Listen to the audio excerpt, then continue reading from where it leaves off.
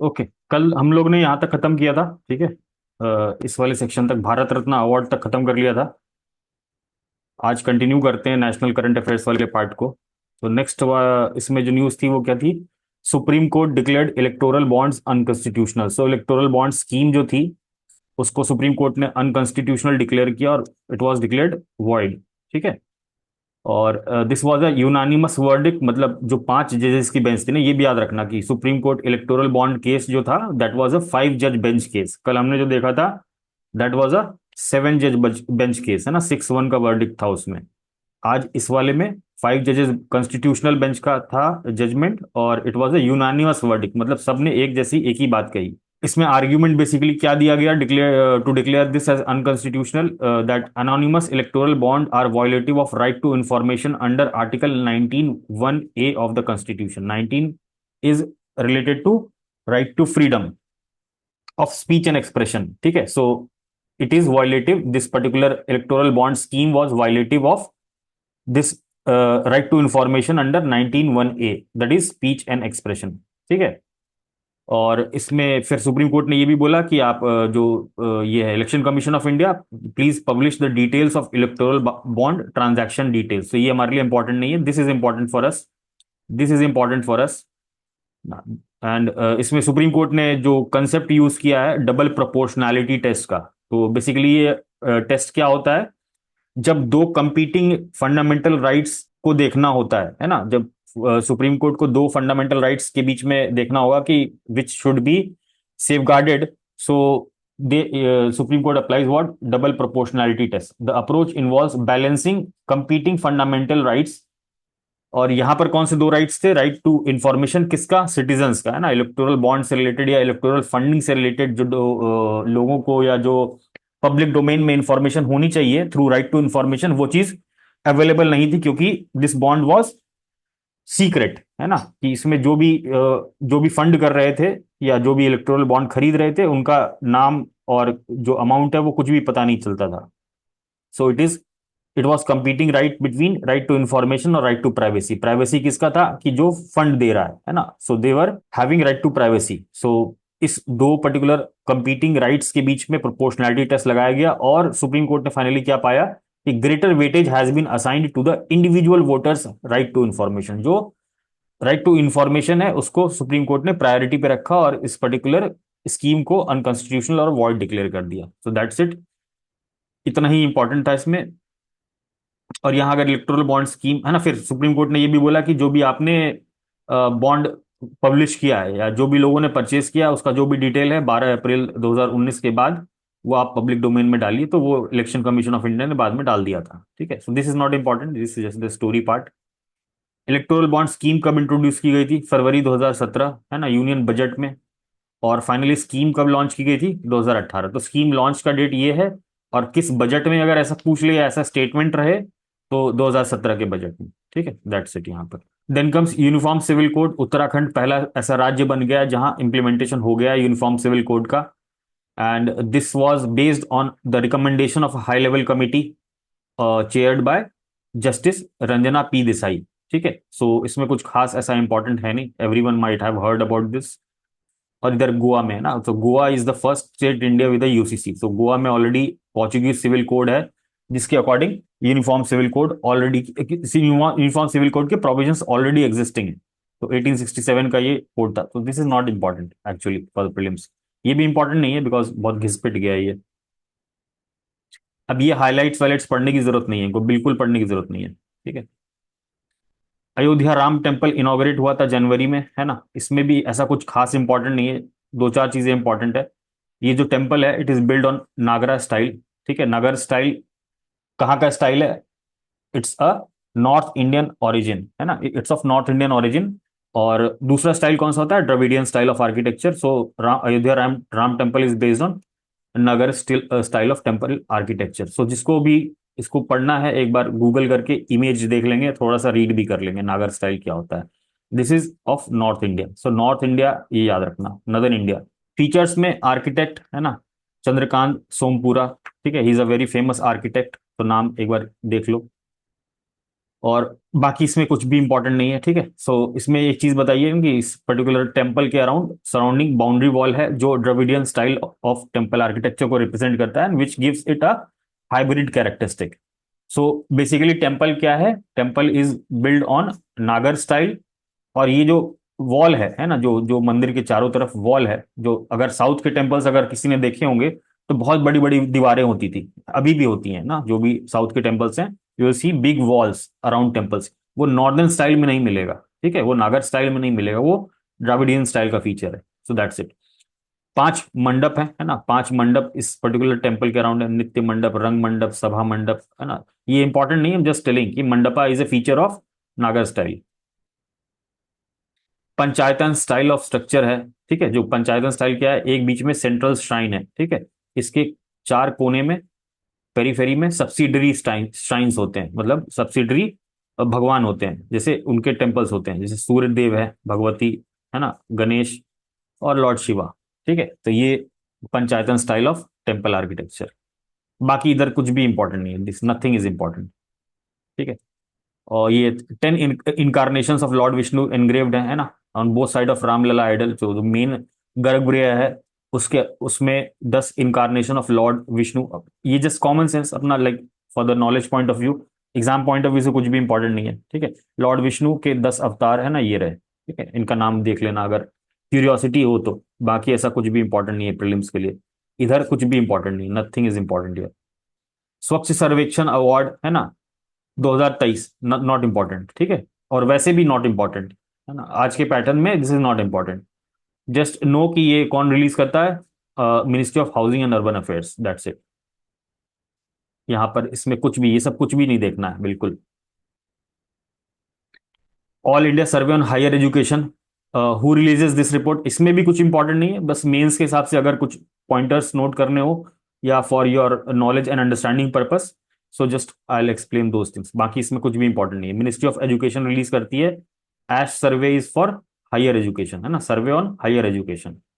अब इस सर्वे में क्या बोला गया है कि टोटल एनरोलमेंट हायर एजुकेशन में बढ़ गया है, फीमेल एनरोलमेंट बढ़ गया है, enrolment of ST students has increased, ST female student has increased, है ना। डाटा से कोई मतलब नहीं है, बस हम देख रहे हैं कि एनरोलमेंट का रेशियो क्या है हायर एजुकेशन में, माइनॉरिटी स्टूडेंट का एनरोलमेंट बढ़ा है, ऑब्वियसली बढ़ेगा, है ना।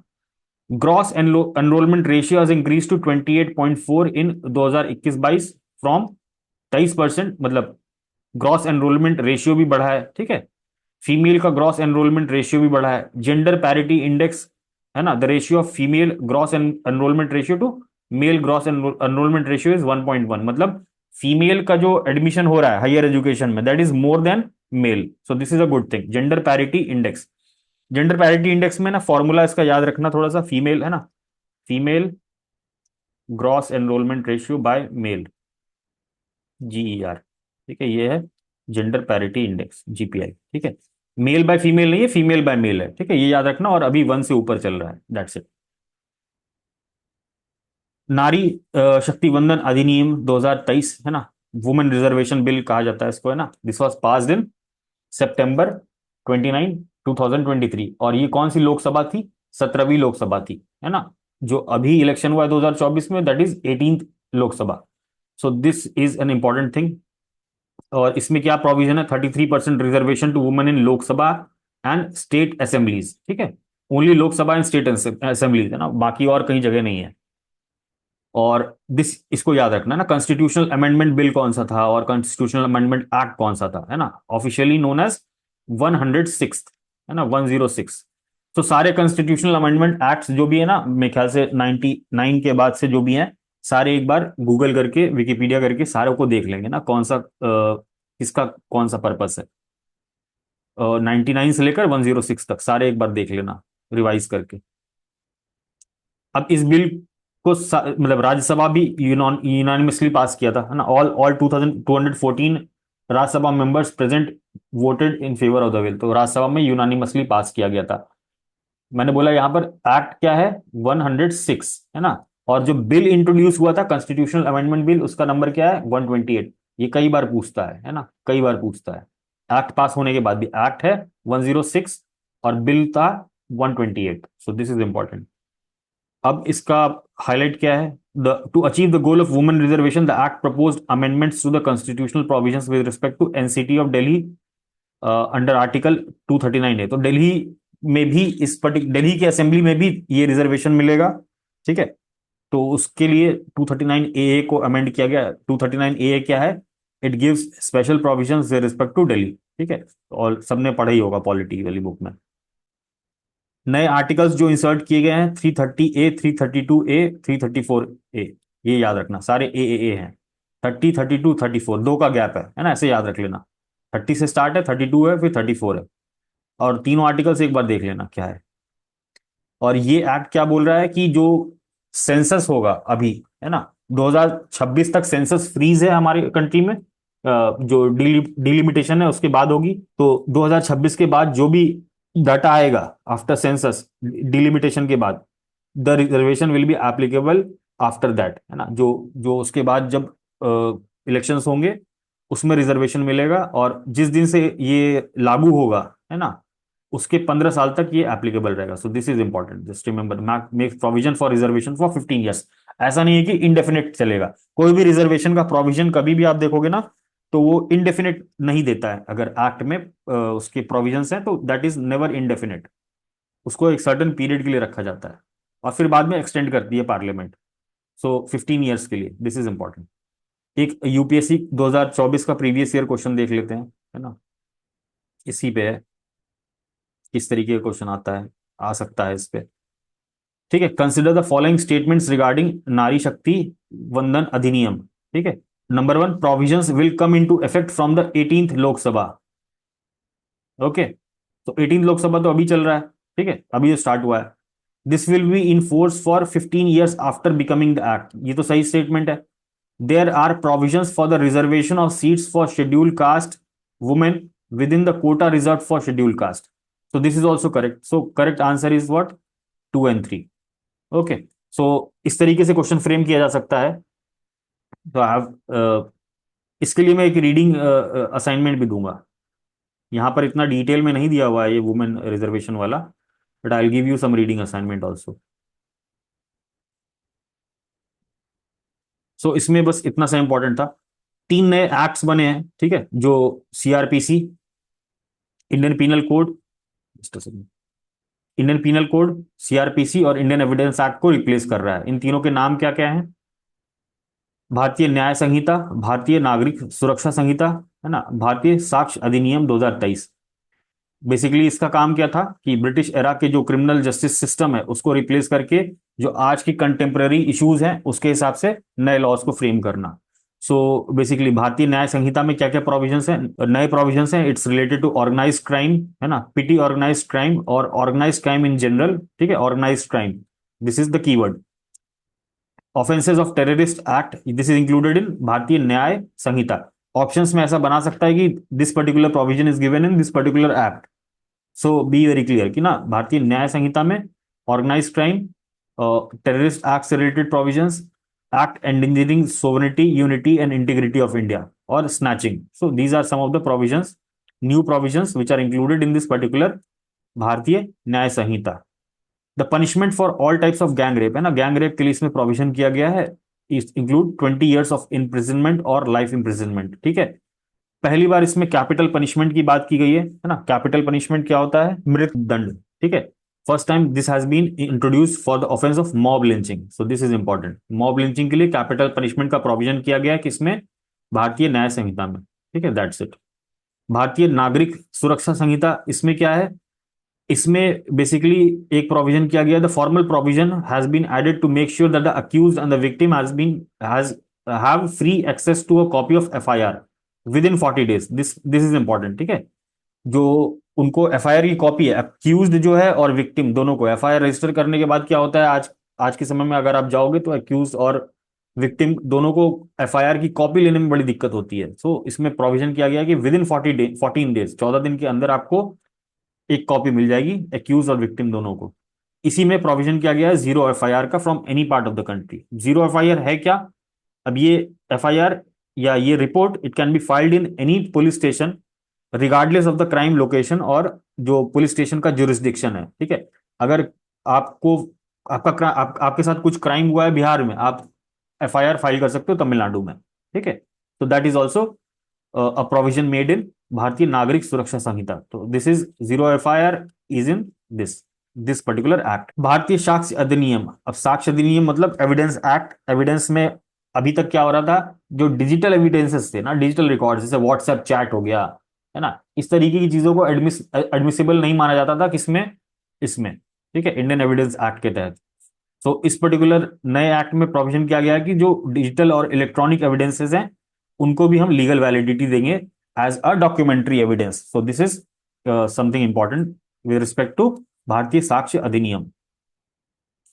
Patna high court strikes down 65% quota in Bihar. I have explain this Bihar के करंट अफेयर्स में, please go and watch that particular video, ठीक है।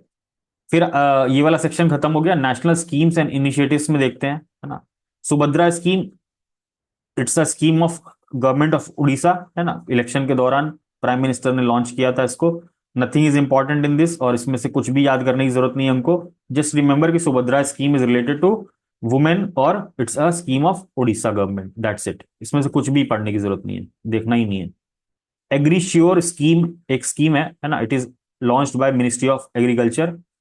और इसका पर्टिकुलरली फुल फॉर्म क्या है, agri fund for startup and rural enterprises. तो basically it's an innovation fund, जो आप स्टार्टअप और रूरल एंटरप्राइज में इनोवेटिव चीजें करेंगे या जो भी स्टार्टअप्स रहेंगी उनको ये फंड किया जाएगा, दैट्स इट, ठीक है।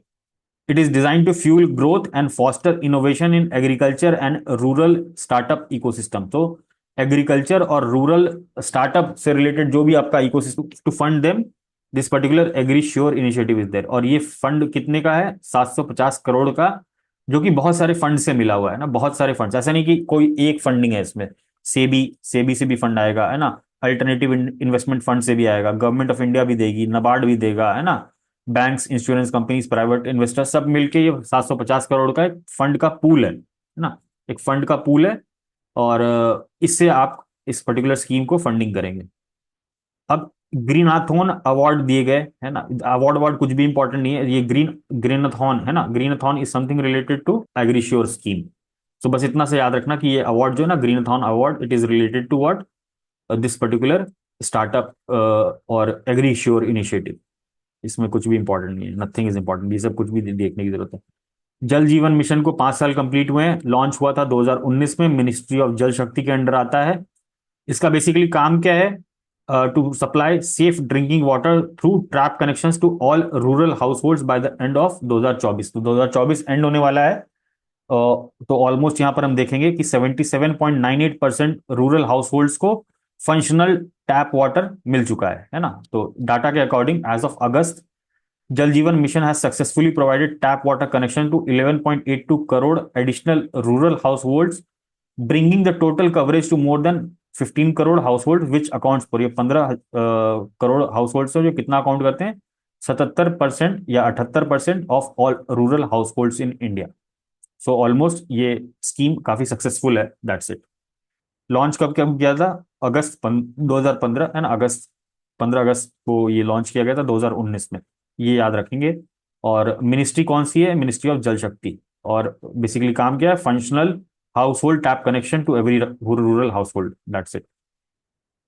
One nation one location, ministry of road transport and highway का प्लान है to centralise all transportation system, roadway, railway, airway, waterways and ropeways into single hub and terminals across India to streamline and enhance passenger convenience. So basically इसमें कुछ भी important नहीं है ना।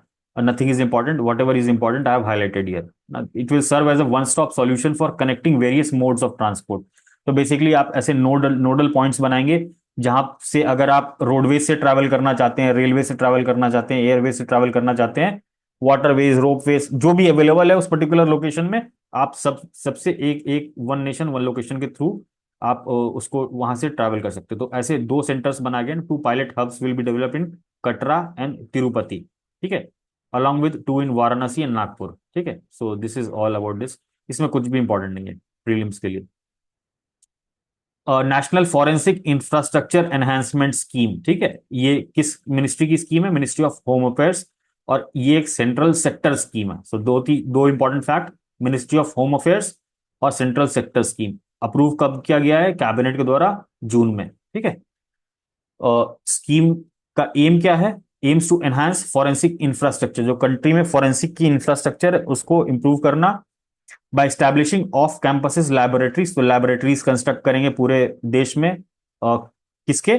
National forensic science university. ठीक है। National forensic science university कहाँ located है? It's located in Gandhinagar, Gujarat. बस इतना याद रखना है कि NFSU is located in Gandhinagar, Gujarat. It is the world's first and only university dedicated to forensic science and its allied subject. तो ये कहाँ लोकेटेड है? NFSU, it's located in Gujarat, Gandhinagar. और अब इस पर्टिकुलर स्कीम के तहत, है ना, ये जो स्कीम है national forensic infrastructure enhancement scheme, इस स्कीम के तहत ये जो यूनिवर्सिटी है इसके लैबोरेटरीज और इसके कैंपसेस सारे 28 स्टेट और यूनियन टेरिटरीज में बिल्ड किए जाएंगे। ये इंफ्रास्ट्रक्चर का प्रोजेक्ट है ना। कंपोनेंट क्या है स्कीम की? Establishment of campuses of NFSU. ठीक है, मैंने बता दिया। Establishment of central forensic science laboratory, है ना, लैबोरेटरीज बनाई जाएंगी हर जगह। और ये जो दिल्ली कैंपस है एनएफएसयू का, इसमें एग्जिस्टिंग इंफ्रास्ट्रक्चर को इंप्रूव किया जाएगा। दैट्स इट, है ना। सो बेसिकली ये इंफ्रास्ट्रक्चर का स्कीम है। और किसके अंडर आता है? मिनिस्ट्री ऑफ होम अफेयर्स की स्कीम है, central sector scheme. That's it. ठीक है। ये यही बता रहा है ना कि it's a national university. NFSU act के थ्रू 2020 में इसको रिकॉग्निशन मिल गई थी। और ये एक इंस्टीट्यूट ऑफ नेशनल इंपॉर्टेंस है, just like IIT, NIT, AIIMS, है ना। इनकी तरह ये भी एक इंस्टीट्यूट ऑफ नेशनल इंपॉर्टेंस है। That's it. GI tag Majuli mask and others, है ना। जीआई टैग इतना इंपॉर्टेंट है नहीं, है ना। ठीक है, वो भी स्पेसिफिकली अगर बिहार से मिला हो then only it is important. Bihar के सारे जीआई टैग्स एक बार देख लेना, है ना, मैंने ऑलरेडी बताया हुआ भी है किसी सेशन में। तो बेसिकली ये क्या, Majuli mask it's related to Assam. और मजूली आइलैंड कहाँ पर है? Just Google Majuli island. इसको गूगल करके एक बार पढ़ लेंगे, कई बार प्रीवियस ईयर क्वेश्चन में यूपीएससी के पूछा गया है इसके बारे में।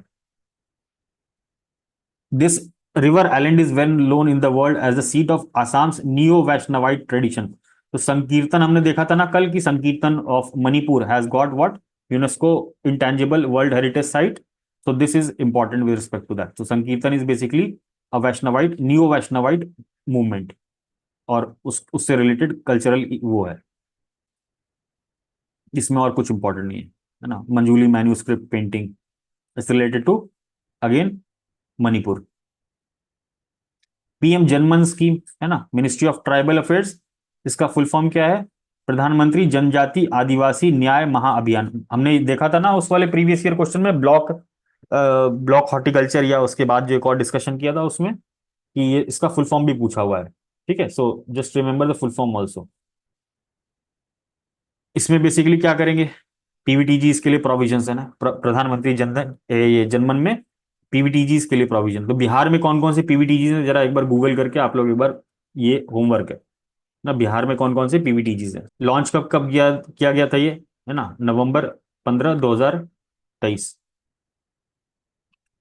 This is all over. ये पार्ट पी खत्म हो गया। ठीक है।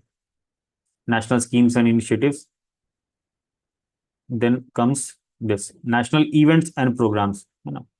तो Samriddh program, it's a flagship initiative of ministry of electronics information and technology. तो this initiative is a flagship program of MeitY for startup acceleration under the national policy of software products. So this is important, है ना। ये line बस एक बार देख लेना कि this particular scheme is related to startup acceleration, और ये किसके अंडर है? National policy on software products which is a policy of मीटी।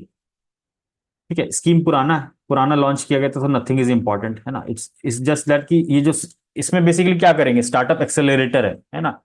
मीटी का एक प्रोग्राम है ना, समृद्ध प्रोग्राम है। इसमें क्या करेंगे? जो स्टार्टअप एक्सेलरेटर्स हैं बहुत सारे, जैसे हमने ये पढ़ा इनोवेशन मिशन पढ़ते हैं ना, नीति आयोग का इनोवेशन मिशन, अटल इनोवेशन मिशन, तो उस तरीके के एक सेंटर्स होते हैं या कुछ ऑर्गेनाइजेशन या कुछ कंपनीज होती हैं, they act as startup accelerators, है ना।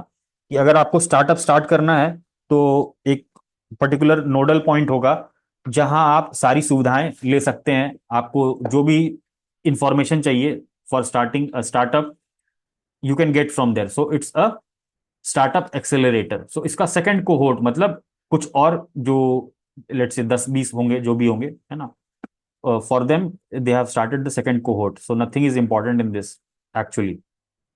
देखो, Samriddh is been implemented through potential and established accelerators ना, potential and established accelerator across India which provide services. तो ये एक्सेलरेटर्स क्या करेंगे, अपनी सर्विसेज देंगे, like making products fit market, business plan बना के देंगे, इन्वेस्टर से कनेक्ट करवाएंगे स्टार्टअप्स को, इंटरनेशनल एक्सपेंशन में मदद करेंगे स्टार्टअप की, है ना, और फंडिंग भी देंगे ना, startup plus matching funding up to 40 lakh by MeitY. तो मीटी जितना भी स्कीम के अंदर देगा उतना वो जो एक्सेलरेटर है या जो फंडिंग जहां से भी मिलनी है वो उतना फंडिंग भी वहां से अवेलेबल करवाएंगे ये लोग।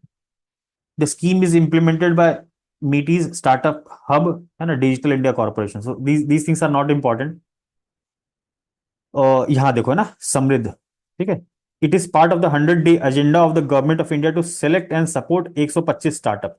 तो 125 स्टार्टअप में से मान के चलो कि सेकंड एक एक कोहोर्ट था, कोहोर्ट मतलब ग्रुप, ठीक है, एक ग्रुप को ऑलरेडी इन लोगों ने ट्रेन कर दिया था, ये सेकंड कोहोर्ट लॉन्च किया गया सितंबर में।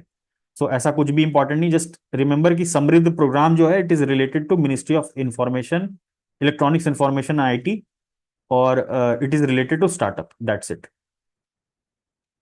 शिल्प शिल्प दीदी महोत्सव, है ना, it is related to ministry of textile, Shilp Didi program. The primary objective is to foster economic empowerment and financial independence among female artisans throughout India. This is important ना। Shilp Didi it's related to artisans through in India. इसमें क्या होगा, marketing के लिए उनको opportunities देगी, e commerce का presence increase किया जाएगा, ठीक है। The programme covers a total of 30 different crafts ना। तो आर्टिशंस है तो 30 क्राफ्ट, अलग अलग तरीके के क्राफ्ट इसमें इंक्लूड किए गए। So that's it. Then comes Lakhpati Didi scheme, है ना, Lakhpati Didi scheme ministry of rural development, ठीक है, under Deendayal Upadhyaya national rural livelihood mission. So this is Lakhpati Didi, about लखपति दीदी योजना। बेसिकली लखपति दीदी है कौन, it is a self help group member, है ना, who earns an annual household income of ₹1 lakh और मोर।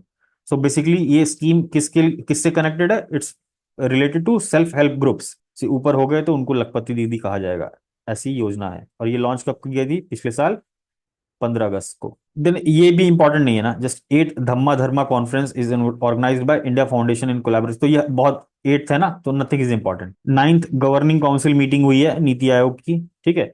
अब इसमें जो है अपना बेसिक फैक्ट्स याद रखना है कि नीति आयोग क्या है ना, उसके चेयरमैन कौन है, वाइस चेयरमैन कौन है, ठीक है, नीति आयोग की फंक्शनिंग क्या है। तो ये पॉलिटी में लक्ष्मीकांत में या जो भी हमने वो नोट्स देखा था उसमें ये मिल जाएगा। सो अपना बेसिक वाला चीज ब्रश अप कर लेना है। यहाँ पर कुछ भी खास ऐसा इंपॉर्टेंट नहीं। गवर्निंग काउंसिल की मीटिंग कौन चेयर करता है, प्राइम मिनिस्टर, ठीक है, दैट्स इट। बाकी यहाँ पर ये ना जस्ट की मीटिंग में क्या हुआ, क्या डिसीजन हुआ, investment friendly charter was proposed to encourage it. तो investor friendly charter to promote ease of doing business. तो स्टेट्स को क्या कर रहे हैं ये कि पुश कर रहे हैं कि you all make, every state should make investment friendly charter. ये ऑलरेडी सब चीजें हो भी रही हैं, है ना। तो नथिंग इंपॉर्टेंट। ये मेंस में अगर कभी कोट करना हुआ then you can quote this thing in mains. अगर नीति आयोग से रिलेटेड क्वेश्चन आया या कभी कोऑपरेटिव फेडरलिज्म, कॉम्पिटेटिव फेडरलिज्म का क्वेश्चन आया then you can quote this कि नीति आयोग के गवर्निंग काउंसिल में ये this decision has been made. So just one word, है ना, investment friendly charter has been proposed in NITI Aayog meeting, या नीति आयोग हैज, नीति आयोग हेल्प कर रहा है इस चीज में, इस तरीके से। जस्ट एक लाइन हम यहाँ पर नोट कर सकते हैं फॉर एन एग्जाम्पल। यहाँ पर देख लो, गवर्निंग काउंसिल में कौन कौन होता है, प्राइम मिनिस्टर, ठीक है, chief minister of all the states and union territories with legislature. तो यूनियन टेरिटरीज विद लेजिस्लेचर कौन कौन सी हैं अभी, एनीवन? पांडिचेरी, दिल्ली। और Jammu Kashmir, yes sir, sir Jammu Kashmir. ठीक है। तो अभी की डेट में 3 lieutenant governor of other UTs ये भी हैं गवर्निंग काउंसिल के member. Vice chairman NITI Aayog, ठीक है। चेयरमैन नीति आयोग कौन है, वाइस चेयरमैन नीति आयोग कौन है अभी, anyone remembers the name? Suman Bery, ठीक है। Suman Bery is the vice chairman of Niti Aayog. एक बार ये सब चीजें ना नीति आयोग से हमेशा पूछता ही है कुछ ना कुछ, तो be very clear with NITI Aayog का थिंग्स। अभी हम लोग देखेंगे ना करंट अफेयर्स में भी नीति आयोग का नाम कई बार आता है और बहुत सारी चीजें, जैसे गवर्निंग काउंसिल वाला यहाँ से क्लियर हो गया, है ना। और चेयर कौन करता है गवर्निंग काउंसिल की meetings, prime minister. So this was about this governing council. इसमें कुछ भी इंपॉर्टेंट नहीं है, जो बेसिक हमारा नीति आयोग से रिलेटेड फैक्ट्स हैं that is important. Reset program, है ना, रीसेट प्रोग्राम इज क्या, रिटायर्ड, ये हमने शायद डिस्कस भी किया है या मैंने पोस्ट भी किया था शायद। Retired sports person empowering training, है ना, reset programme is by ministry of youth affairs and sports. और ये किसके लिए लॉन्च किया गया है? It is aimed at empowering and providing more employment opportunities to our retired sports person. तो बी वेरी क्लियर कि ये पर्टिकुलर स्कीम किसके लिए है? For retired sports person who have played for the country and brought immense laurels to the nation. मतलब ये retired sports sports person के लिए है ये पर्टिकुलर स्कीम। इसको कौन इंप्लीमेंट कर रहा है? लीड इंस्टीट्यूट कौन है ना? Lakshmibai national institute of physical education. कहाँ लोकेटेड है? प्लीज टेल मी, है ना, या प्लीज गूगल इट, है ना, Lakshmibai national institute of physical education कहाँ लोकेटेड है? जस्ट हैव क्यूरियोसिटी, है ना, इंपॉर्टेंट नहीं है but still have curiosity every every time. जरा गूगल करके देख लें कहाँ पर लोकेटेड है। कई बार मैच द फॉलोइंग में, not this exam, maybe some other exam, it will be asked. अब इस स्कीम का फायदा लेने के लिए एलिजिबिलिटी क्या है? Athletes who have retired from an active sports career, है ना, एक्टिव स्पोर्ट कैरियर था उससे रिटायर हो चुके हैं, and are aged between 20 to 50 this is important, है ना, ये नोट डाउन करना और याद रखना। और रिटायर्ड स्पोर्ट्स पर्सन के लिए स्कीम है ना। और age 20 to 50 who have been a winner of an international medal, participant in international event और have been a nationalist medal, है ना, मतलब ये सारे में अगर खेल रखा है तो then you can apply for courses under reset programme. तो रीसेट प्रोग्राम में बहुत सारे कोर्सेज हैं, उसमें आप ट्रेनिंग लोगे and then you will get some employment opportunity के लिए आप अप्लाई कर सकते हो। ऐसा नहीं कि सरकारी नौकरी दे रहे हैं इस पर्टिकुलर स्कीम में, but just there are many courses will be there, है ना, many courses will be there जहां आप नई नई चीजें सीख सकते हो स्किल डेवलपमेंट से रिलेटेड और इन सब से related. And then you can again become economically active after your retirement. और एज की क्या है अप्लाई करने के लिए? 20 से 50 साल। तो 50 साल का स्पोर्ट्स पर्सन भी अगर चाहे तो इस पर्टिकुलर स्कीम में अप्लाई कर सकता है और can get empowered through training. This is important. संपूर्णता अभियान कैंपेन, ये किसके द्वारा लॉन्च किया गया है? नीति आयोग। तो नीति आयोग से रिलेटेड कोई भी चीज दिख जाए दैट इज इंपॉर्टेंट, ठीक है। कैंपेन क्या है? That is important. It was launch for aspirational district and aspirational block program. So अगर एस्पिरेशनल डिस्ट्रिक्ट और एस्पिरेशनल ब्लॉक प्रोग्राम कभी पूछ ले कि किससे रिलेटेड है, इट्स रिलेटेड टू नीति आयोग, ठीक है। Anyone who has no idea about aspirational district programme क्या है और एस्पिरेशनल ब्लॉक प्रोग्राम क्या है, please Google these two things, है ना। एस्पिरेशनल ब्लॉक्स क्या, एस्पिरेशनल डिस्ट्रिक्ट और एस्पिरेशनल ब्लॉक्स बेसिकली ये है कि जो भी मोस्ट अंडर डेवलप्ड डिस्ट्रिक्ट्स हैं, है ना, जो भी कंट्री में 112 मोस्ट अंडर डेवलप्ड डिस्ट्रिक्ट्स हैं, उनमें जो भी स्कीम्स हैं सेंट्रल गवर्नमेंट की, वो सारे हम क्या करें, उनको सैचुरेशन लेवल पे पहुंचा दें, है ना। लेट्स से कि वहां पर कोई फूड सिक्योरिटी से रिलेटेड स्कीम है ना, जो हमारी स्कीम है, लेट्स से कौन सी स्कीम बोलोगे, कोई सी भी, एनएफएसए, है ना, नेशनल फूड सिक्योरिटी एक्ट के जो प्रोविजंस है। और उसके बाद ले लो पोषण अभियान ले लो, है ना, या कोई भी सोशल सिक्योरिटी की स्कीम ले लो, है ना, पेंशन की स्कीम ले लो। तो वहां पर ये जो मोस्ट पुअर डिस्ट्रिक्ट्स हैं कंट्री में 112 एस्पिरेशनल, और अब ब्लॉक्स भी है ना, एस्पिरेशनल ब्लॉक्स। तो इनमें क्या करेंगे कि सारे स्कीम्स को हम क्या करके कन्वर्ज करके saturation level, aims to achieve 100% saturation of 12 की सोशल सेक्टर इंडिकेटर्स, है ना, across all aspirational districts and block. तो बेसिकली ये कैंपेन का मतलब क्या है कि सरकार की जो भी सुविधाएं हैं सबको हम एकदम झोंक दिया जाएगा और 100% सैचुरेशन अचीव किया जाएगा, ताकि ये एस्पिरेशनल डिस्ट्रिक्ट और एस्पिरेशनल ब्लॉक्स हर सोशल सेक्टर इंडिकेटर में इंप्रूव कर जाए, हेल्थ, एजुकेशन, है ना, एम्प्लॉयमेंट, इस तरह की वुमेन एम्पावरमेंट, इन सब से रिलेटेड जो भी स्कीम्स हैं, सब चीज में 100% सैचुरेशन। अगर किसी को कोई समस्या है या कोई चीज की कमी है तो गवर्नमेंट एकदम प्रोएक्टिवली आके आपका सपोर्ट करेगी। तो ये नीति आयोग की scheme, aspirational district, aspirational block. Aspirational district programme कब लॉन्च किया गया था? 2018 में। एस्पिरेशनल ब्लॉक पिछले साल जनवरी 2023 में। Just remember this. Aims to quickly and effectively transform, है ना, बहुत जल्दी और इफेक्टिवली ट्रांसफॉर्म करेंगे 112 डिस्ट्रिक्ट को across the country through this social sector indicator और इनके सैचुरेशन से, स्कीम्स के सैचुरेशन से। इसमें भी वही काम करना है, जस्ट इसमें भी वही करेंगे। एस्पिरेशनल ब्लॉक प्रोग्राम में AIIMS for saturation of essential government services in 500 blocks, है ना, across the country. So aspirational districts कौन कौन से हैं बिहार में? एक बार देख लेना गूगल करके, अभी इंपॉर्टेंट नहीं है but still see, focus on 5 themes, है ना। एस्पिरेशनल डिस्ट्रिक्ट में 5 थीम्स पे, इसमें भी 5 थीम्स पे, हेल्थ, न्यूट्रिशन, एजुकेशन, एग्रीकल्चर, है ना, financial inclusion, skill development, infrastructure, है ना। ये सारी नॉर्मल सी चीजें हैं, तो इसमें से कोई भी ऑप्शन रहेगा हम लोग टिक कर देंगे, कोई दिक्कत नहीं है। इसमें 81 इंडिकेटर्स हैं, है ना, इसमें 40 इंडिकेटर्स हैं जिसपे इस प्रोग्राम को इवैल्यूएट किया जाएगा। या इसका जो भी पोर्टल है ना, एस्पिरेशनल डिस्ट्रिक्ट का एक पोर्टल है गवर्नमेंट का, उसमें ये सारे इंडिकेटर्स दिखते भी हैं। तो ये सारी चीजें इंपॉर्टेंट नहीं है, जस्ट अंडरस्टैंड कि हाँ how these things are done, है ना, गवर्नेंस पार्ट कैसे होता है, ये टेक्नोलॉजी वाला पार्ट कैसे ऑपरेट होता है। चंद्रयान 3, है ना, न्यूज पुरानी हो गई, जुलाई की न्यूज है, ठीक है।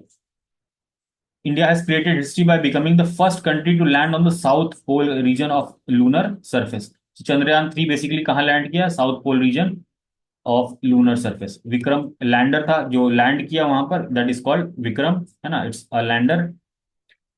ऐसा हो जाने से India came into the exclusive club of 4, making it the first country to land on the uncharted. तो पहला कंट्री बना है to land on the southern pole of the moon, और मून पे जाने वाला इंडिया फोर्थ ऐसा कंट्री बन चुका है ना, एक्सक्लूसिव क्लब ऑफ 4। चार हमको कौन कौन सी कंट्रीज हैं? यूएसए, रशिया, ठीक है, चाइना, और चौथे हम। ठीक, अबाउट चंद्रयान, ठीक है, लॉन्च कहाँ से किया, मतलब ये लोकेशन है, ये तो क्यूरियोसिटी, मतलब एग्जाम के पॉइंट ऑफ व्यू से ऐसा कुछ इंपॉर्टेंट नहीं है, but just from the curiosity point of view कि लाओ देखें, है ना, जिनको नहीं पता है कि सतीश धवन स्पेस सेंटर कहाँ पर लोकेटेड है ना, श्रीहरिकोटा। श्रीहरिकोटा कहाँ है? आंध्र प्रदेश। श्रीहरिकोटा के आसपास अगर मैप में देखोगे गूगल करके, है ना, तो आपको पुलिकट लेक मिलेगा। पुलिकट लेक क्या है? Boundary between Andhra and Tamil Nadu है। ठीक है, these things are already you might have solved in Ghatna Chakra geography वाला क्वेश्चन, यूपीएससी का पीवाईक्यू भी है। पुलिकट लेक और श्रीहरिकोटा कहाँ लोकेटेड है ऐसा। तो just for the curiosity point of view, have a look कि श्रीहरिकोटा कहाँ पर है, देखिए, है ना, कहाँ से लॉन्च होता है। अब this is important, national space day declare किया गया है 23 अगस्त 2023 को, है ना, तो this is important, space day याद रखना। Landing site of Chandrayaan 3, this is also important ना, ये नाम दिया गया है जहां पर लैंड किया गया था इस चंद्रयान 3 में, है ना, लैंडिंग साइट जहां पर लैंड किया ये लैंडर, ये जो विक्रम लैंडर था जहां लैंड किया, उस पॉइंट का नाम क्या दिया गया? शिव शक्ति, और ये लैंडिंग साइट ऑफ चंद्रयान 3 है। चंद्रयान 2 में जो लैंडिंग पॉइंट था उसका नाम क्या था? तिरंगा पॉइंट, ठीक है। और surface point striked by Chandrayaan 1, तो चंद्रयान 1 वाला पॉइंट क्या था? जवाहर पॉइंट। तो जस्ट रिमेंबर कि ये शिव शक्ति है, चंद्रयान 3 शिव शक्ति है, 2 वाला तिरंगा है, और चंद्रयान 1 वाला क्या था? Jawahar point. This is important. बाकी इधर ये कुछ भी इंपॉर्टेंट नहीं है, ये सब कुछ भी इंपॉर्टेंट नहीं है। ट्रैवल फॉर लाइफ, है ना, सो ट्रैवल फॉर लाइफ का ग्लोबल लॉन्च किया किसने? मिनिस्ट्री ऑफ टूरिज्म ने। और ये पार्ट किसका है? मिशन लाइफ का, है ना, mission life was launched by prime minister last year, उसका पार्ट है ट्रैवल फॉर लाइफ, मतलब सस्टेनेबल लाइफस्टाइल को अडॉप्ट करना, ये इसका एम है। और इसमें सस्टेनेबल टूरिज्म, है ना, ये क्या है? ट्रैवल फॉर लाइफ, है ना, so this is particularly part of sustainable development in your lifestyle. ये सब कुछ भी इंपॉर्टेंट नहीं। India first regional rapid transit system, तो इसमें कुछ नहीं, दिल्ली गाजियाबाद मेरठ का जो लाइन है वहां पर, ये 17 किलोमीटर का कॉरिडोर है, वहां पर क्या किया गया है? ये new rail based semi high speed high frequency transit system, which can attain a system speed of 180 kilometre per hour, ठीक है। 180 किलोमीटर पर आवर से जो ये ट्रेन का सिस्टम है मेट्रो टाइप का, इसी को रीजनल रैपिड ट्रांजिट सिस्टम कहते हैं, ठीक है। ये इंपॉर्टेंट क्यों है? क्योंकि कनेक्ट किसको कर रहा है? दिल्ली गाजियाबाद मेरठ, है ना, दिल्ली और यूपी के जो इंपॉर्टेंट शहर हैं इनको कनेक्ट कर रहा है, ताकि वहां पर जो अपना ट्रैवलिंग टाइम है वो कम हो जाए, है ना, बिकॉज पीपल ट्रैवल, है ना। दिल्ली एनसीआर में लोग ट्रैवल करते हैं ना, हम लोग देखते हैं ट्रैफिक भी बहुत रहता है गुड़गांव और इन सब रीजन्स में। तो बेसिकली रैपिड ट्रांजिट सिस्टम होगा तो ट्रैवलिंग टाइम घटेगा, so that's the importance, nothing else, कुछ भी इंपॉर्टेंट नहीं है, पूछा भी नहीं जाएगा। कल यूनेस्को वाली लिस्ट में हमने देखा था, है ना, वहाँ उसी उसी की को ही फिर से यहाँ पर बता दिया है ना, सितंबर में होयसला टेम्पल को और संकीर्तन को यूनेस्को का वर्ल्ड हेरिटेज लिस्ट में इंक्लूड किया गया था। So this was 41st and this was 42nd, 43rd वाला इस बार था, और उसका नाम क्या था? मोइडम फ्रॉम आसाम। सो 43rd हमने देख लिया था लास्ट क्लास में। अब होयसला टेम्पल के बारे में थोड़ा सा ब्रीफ बताया हुआ है ना, just have a look कि Hoysala temple it was build in 12th 13th century and are represented by the 3 components, है ना। तो ये होयसला टेम्पल के 3 कंपोनेंट हैं जो यूनेस्को की साइट्स में इंक्लूडेड है, एक बेलूर में है, एक हेलिबिद में है, और एक सोमनाथपुरा में है। सो ठीक है, और ये जो आर्किटेक्चर है ना, होयसला टेम्पल का आर्किटेक्चर है, it combines the elements of northern India. देखो अब यहाँ से ये ध्यान में रखना, नॉर्दर्न इंडिया नागर, अभी नागर स्टाइल हमने बोला था ऊपर, नॉर्दर्न इंडिया का है, और साउदर्न इंडिया का द्रविडियन स्टाइल, तो दोनों का मिक्स है, तो कभी स्टेटमेंट में पूछ दे कि होयसला टेम्पल क्या है, इट्स अ मिक्स ऑफ नागर and Dravidian style, so that is a correct statement. तो ऐसी चीजों पे ध्यान देना है। अब ये तीन टेम्पल क्या है? चन्नकेश्वरा टेम्पल इन बेलूर, ठीक है, होयसला होयसलावरा टेम्पल इन हेलेबिन, और केशव टेम्पल ऑफ सोमनाथपुरा। अभी दिस इज नॉट इंपॉर्टेंट, एक बार कैजुअली देख लिया तो अपने को दिमाग में रहेगा। और ये तीन लोकेशन कहाँ पर है? तीनों कर्नाटक में। रिपोर्ट इंडिसेस, ठीक है, इसमें बिल्कुल शॉर्ट में जाएंगे, है ना, जस्ट इंपॉर्टेंट वाले ही देखेंगे, फालतू जो पुराने वाले हैं उनको नहीं देखेंगे। स्वच्छ वायु सर्वेक्षण अवार्ड, ठीक है, दिस इज इंपॉर्टेंट। वायु सर्वेक्षण है तो दैट बिकम्स इंपॉर्टेंट। वैसे स्वच्छ सर्वेक्षण वाला हमने कल उसको डिस्कार्ड कर दिया था ना, because that is not important, वो हर साल आ रहा है और अब क्वेश्चन उससे आते नहीं है, specially in the changing pattern. But this is related to Swachh Vayu, है ना, Vayu Survekshan award. So this is important. September 7th is International Day of Clean Air for Blue Skies. So this is important. Remember the date also. September 7th is International Day of Clean Air for Blue Skies. स्वच्छ वायु दिवस, ठीक है।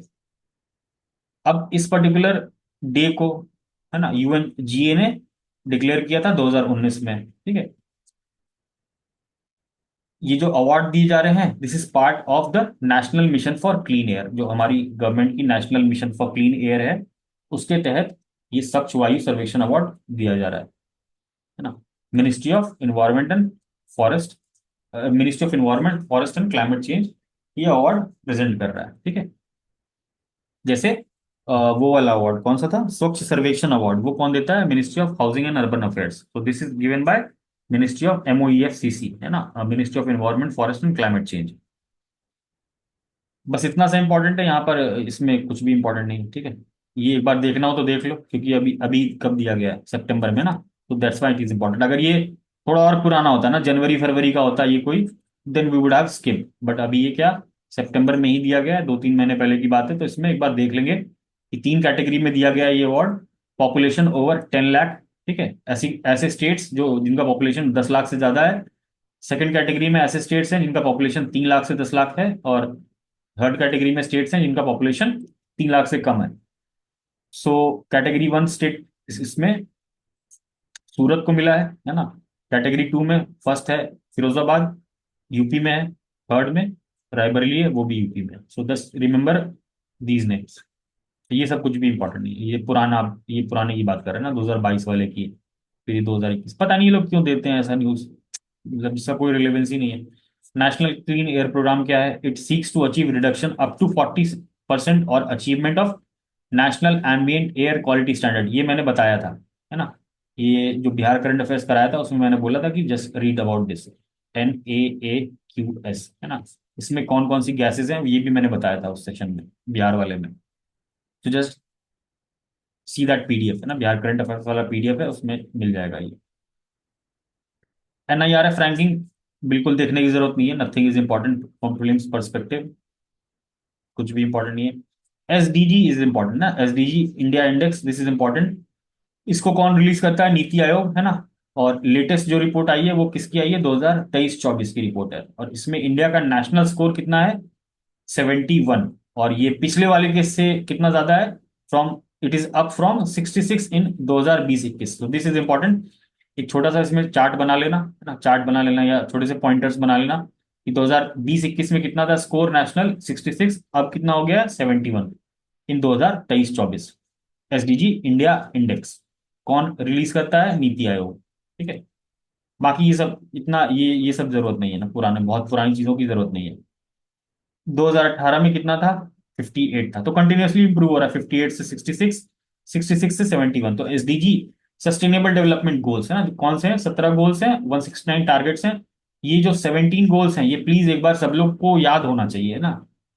ये 17 goals एकदम याद होने चाहिए कि कौन सा गोल किससे रिलेटेड है ना। गोल नंबर 6 क्या है ना, गोल नंबर 7 क्या है, गोल नंबर 8 क्या है, गोल नंबर 9 क्या है, गोल नंबर 1 क्या है। ये 17 गोल्स बिल्कुल याद होने चाहिए। टारगेट से हमको नहीं मतलब है, goals should be on your tips, ठीक है। The index was launch by Shri Suman Berry, vice chairman NITI Aayog. सो यहां से दिख गया क्या, नीति आयोग के वाइस चेयरमैन कौन है अभी? सुमन बेरी। SDG इंडिया इंडेक्स कब लॉन्च किया गया था पहली बार? 2018 में, और ये कौन सा एडिशन है? Fourth edition, that's it. यहाँ पर अब ये इतनी सारी चीजों को पढ़ने का कोई मतलब नहीं है, याद भी नहीं रहेगा। बस ये देखो ना, गोल 13 क्या है, climate action.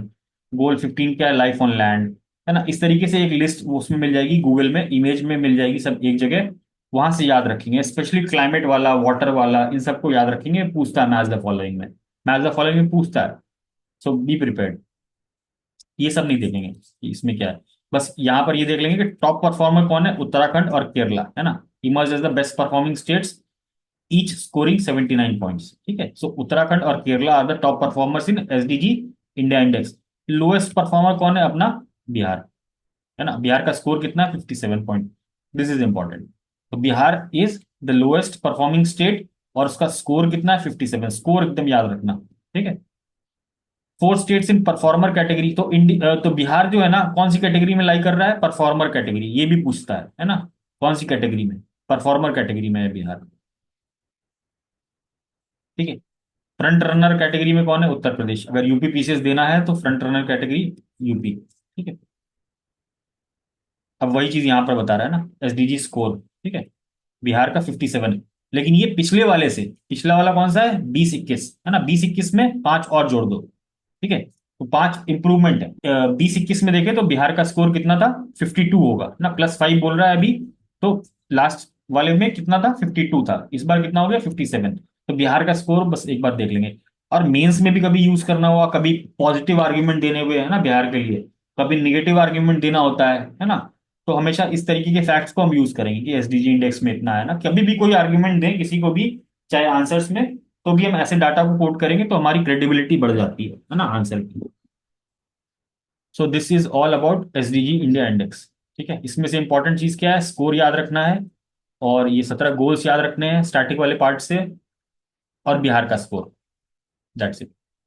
State of food security and nutrition in the world report. अब ये रिपोर्ट कौन रिलीज करता है, बस इतना सा जानने की जरूरत है, और इससे ज्यादा कुछ भी नहीं। It is prepared by 5 specialised agency of the United Nation, FAO, IFAD. सबका फुल फॉर्म एक बार चेक करना, सबके हेडक्वार्टर्स एक बार चेक करना। UNICEF, world food programme and WHO, these are specialised agency. ठीक है, these are specialised agency for of United Nations. UNICEF child, ठीक है, FAO food and agriculture, world food programme, WHO world health organisation, these are specialised agencies. ठीक है, इसमें again ये जो reports हैं, इसकी जरूरत नहीं है हमको। एसडीजी हमको याद है, तो इस पूरी कहानी की कुछ भी जरूरत नहीं है ना। फाइंडिंग्स रिलेटेड टू इंडिया, ये भी जरूरत नहीं है। ठीक है, nothing is important. Travel and tourism development index, इसका सेकंड एडिशन लॉन्च हुआ है। और बेसिकली इसमें सिर्फ इतना याद रखना है कि ये वर्ल्ड इकोनॉमिक फोरम द्वारा रिलीज किया जाता है। That's it. इसके अलावा कुछ भी इंपॉर्टेंट नहीं, नथिंग टू सी। है ना, इसमें इंडिया का स्कोर क्या है, या इंडिया की रैंक क्या है, India has claim to 39 position. तो बस ये याद रखना, 39 रैंक, और स्कोर कितना है, 4.25। ठीक, और लास्ट टाइम कितना था, 2020 21 वाले में 54 था। ठीक है, सो अभी हमारा इंप्रूव हुआ है। 2021 में कितना था, 54 था। That's it. ये सब कुछ भी इंपॉर्टेंट नहीं है। ग्लोबल लिवेबिलिटी इंडेक्स कौन रिलीज करता है, इकोनॉमिस्ट इंटेलिजेंस यूनिट, ईआईयू। बस दैट्स इट, इसमें और कुछ भी इंपॉर्टेंट नहीं है। Vienna, world's most liveable city, ऐसा पूछेगा नहीं, बट स्टिल है ना, जस्ट देख लो यहाँ पर। ठीक है, nothing is important, these things are not important, ऐसे मार्क कर दिया मैंने। Household consumption expenditure survey, nothing is important. ठीक है, बिल्कुल देखना ही नहीं है सब चीजों को, इधर ये सब कुछ भी नहीं। ठीक है, all India survey on Ayush. ठीक है, आयुष क्या है, एवरीवन नोज आयुष क्या होता है, ट्रेडिशनल मेडिसिन सिस्टम। इसका सर्वे हुआ है ना, इसका सर्वे किसने कंडक्ट किया है, एनएसएसओ ने, नेशनल सैंपल सर्वे ऑर्गेनाइजेशन। बाकी कुछ भी जरूरत नहीं है पढ़ने की, बस जस्ट नो कि किसने रिलीज किया है, एनएसएसओ ने। यूएस वर्ल्ड रैंकिंग बिल्कुल देखने की जरूरत नहीं है ना, ऐसी चीजें पूछता ही नहीं है पीसीएस में। ठीक है, स्टेट की स्टार्टअप रैंकिंग 2022, है ना, पता नहीं ये डाटा अभी रिलीज हुआ है जनवरी में। सो इसमें भी सिर्फ ये याद रखना है कि कौन रिलीज किया ना, स्टेट स्टार्टअप रैंकिंग किसने रिलीज किया, ministry of commerce and industries. उसमें भी department of promotion of industrial and internal trade, DPIIT. ठीक है, मिनिस्ट्री ऑफ कॉमर्स ने रिलीज किया। नीति आयोग में टिक कराना अगर ऑप्शन में रहे तो। बिहार इसमें किस में है, एस्पायरिंग लीडर कैटेगरी में। ठीक है, Bihar is in the aspiring leader. तो स्टार्टअप इकोसिस्टम में देख लो बिहार का क्या है, अगर बिहार में स्टार्टअप से रिलेटेड, इनोवेशन से रिलेटेड कभी भी कुछ बताना हुआ तो बस बता देंगे ना कि in the recently release, mains की बात कर रहा हूं मैं, in the recently release state startup ranking by ministry of commerce, Bihar is in the aspiring category, है ना, दैट्स इट। और कुछ भी नहीं देखना है, ये सबको ही पता है। क्राइम का रिकॉर्ड कौन देता है? एनसीआरबी, इसमें भी कुछ नहीं देखना है। जब तक आप लोग मीन्स लिखोगे तब तक नया रिपोर्ट आ जाएगा। रोड एक्सीडेंट इन इंडिया, कोई लेना देना नहीं है हमको इससे, ठीक है। Then comes the miscellaneous part. Miscellaneous part में ये बिजनेस रिफॉर्म्स एक्शन प्लान, ये भी अगेन कौन रिलीज करता है या कौन इससे लिंक्ड है? Ministry of commerce and industry. Basically ये क्या है? This is for ease of doing business, ठीक है, बिजनेस रिफॉर्म्स एक्शन प्लान। तो इसमें भी रैंकिंग होती है। So nothing is important, just remember कि ये भी कौन रिलीज करता है, ये भी इस पर्टिकुलर चीज से कौन रिलेटेड है। It's related to ministry of commerce and industry. Nothing is important.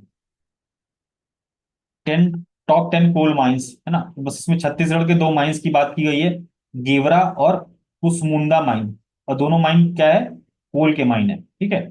Just remember कि ये दोनों क्या है? कोल के माइन है। एक बार गूगल भी कर लेंगे इन दोनों नाम को, है ना। वर्ल्ड लिस्ट, इनको वर्ल्ड के 10 लार्जेस्ट कोल माइंस की लिस्ट में इंक्लूड किया गया है। This is the news. कहाँ लोकेटेड है? Korba district of Chhattisgarh states, ठीक है। और कितना कंट्रीब्यूट करते हैं? 10% of India total coal production. ये दो माइंस जो हैं कोल के, 10% of India total coal production, that's it. World के टॉप 10 माइंस देखना जरूरी नहीं है, बिल्कुल जरूरी नहीं है। अभी ये just capital of Andaman and Nicobar के नाम को चेंज किया गया, Shri Vijayapuram. Port Blair is the capital of Andaman and Nicobar, इसका नाम चेंज करके श्री विजयपुरम कर दिया गया है, ठीक है। क्यों किया गया है? To honour the rich history and heroic people of Andaman and Nicobar islands, that's it. कोई मुझे बताएगा पोर्ट ब्लेयर कौन से आइलैंड में लोकेटेड है अंडमान एंड निकोबार के? Any idea? Middle middle Andaman में है।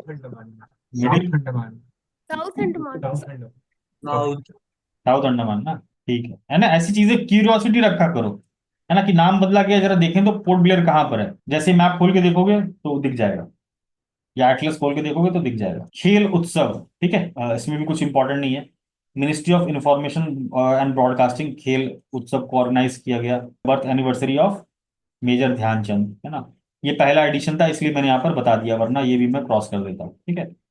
तो पहला एडिशन था, इसमें 4 स्पोर्ट्स खेले गए थे, या 4 स्पोर्ट्स से रिलेटेड इवेंट्स हुए थे। Cricket, hockey, badminton, table tennis, that's it. Important नहीं है फ्री के लिए। दिस इज इंपॉर्टेंट, है ना। वक्फ अमेंडमेंट बिल, ठीक है। तो ये बिल बेसिकली इंट्रोड्यूस किया गया था पार्लियामेंट में, बजट सेशन में, ठीक है। बट इसको क्या किया गया? ये पास नहीं हो पाया और इसको फाइनली जेपीसी में भेज दिया गया, है ना, after the it's introduction in the Lok Sabha. तो अगर आएगा भी एग्जाम में हमारे क्वेश्चन, ठीक है, तो ये पूछेगा कि लोकसभा में इंट्रोड्यूस हुआ था कि राज्यसभा में इंट्रोड्यूस हुआ था, है ना। तो जस्ट रिमेंबर कि लोकसभा में इंट्रोड्यूस हुआ था और वहीं पे इसका विरोध हुआ, उसके बाद इसको जेपीसी में भेज दिया गया, ठीक है। जेपीसी को हेड कौन कर रहा है? बीजेपी की एमपी जगदम्बिका पाल।